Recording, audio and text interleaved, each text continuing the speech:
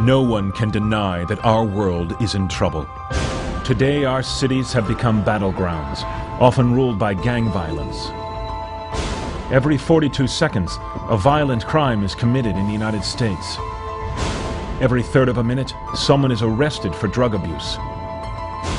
8 million American children are prescribed drugs that cause violence and suicide. Images of murderous school children and acts of senseless violence fill the headlines. None of this just happened. People aren't aware that in 1940, a prominent British psychiatrist, Colonel J R Rees, addressed the National Council on Mental Hygiene and set the agenda for psychiatry for the next 60 years. Since then, psychiatrists have been given authority in nearly every sector of our society, with tragic results. We must aim to make it permeate every educational activity in our national life. Public life, politics, and industry should all of them be within our sphere of influence. We have made a useful attack upon a number of professions. The two easiest of them, naturally, are the teaching profession and the church. The most difficult are law and medicine.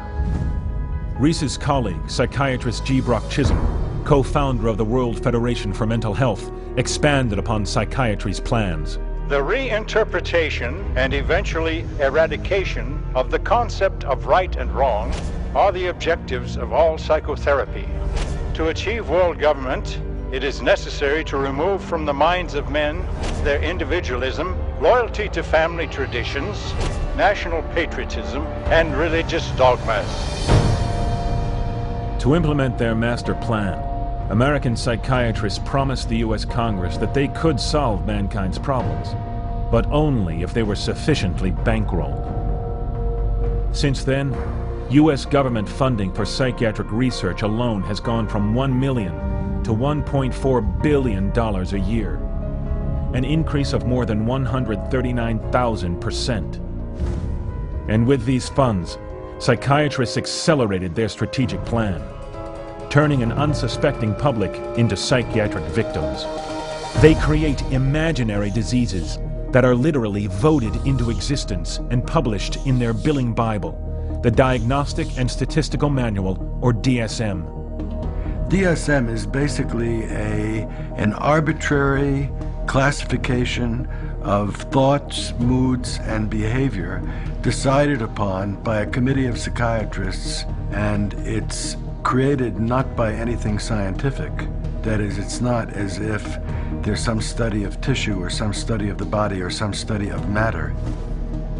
These invented diseases are then treated with barbaric practices and dangerous drugs that are so powerful they are classified with narcotics such as morphine, cocaine, and heroin.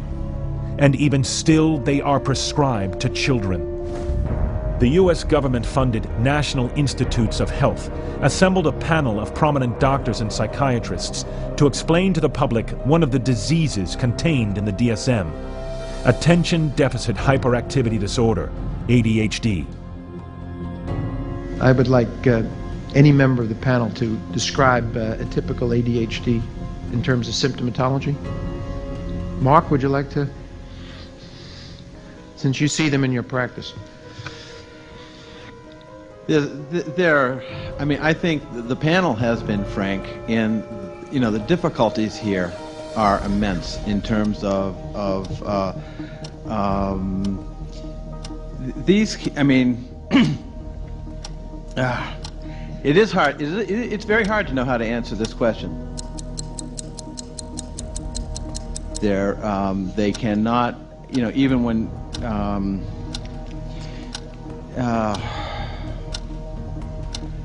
They are as if driven by a motive. There are some good clinical descriptions. And I think, I think the part of the problem is the profession keeps changing the diagnosis. At this time, we do not have a diagnostic test for ADHD. Therefore, the validity of the disorder continues to be a problem. Psychiatrists receive $21 billion a year, prescribing powerful psychotropic drugs to children for a disease that doesn't exist. It's all a fraud. They spend millions upon millions creating this research and creating this scientific literature to convey the impression to non-scientific medical practitioners that these are brain diseases. Psychiatrists know full well they can't prove there are any mental diseases, as they openly admitted at their annual convention in 2005. Psychiatric illness is not really an illness. How do you evaluate if someone is cured or sick? Cure is certainly something we look forward to. We had no earthly idea how to accomplish. You want to treat them even if you don't really exactly know what causes it. We're not good at causes. We don't know what causes mental illness. But it hasn't stopped psychiatry from taking billions for treatments and drug prescriptions, while they arrogantly peddle their cures with devastating effects on unsuspecting human guinea pigs. Mr. Blount has virtually no signs of his original illness now. The signs that the movements of his mouth are completely side effects of the drugs that he was on for 20 years. Mr. Blount is quite rational. He understands what's going on.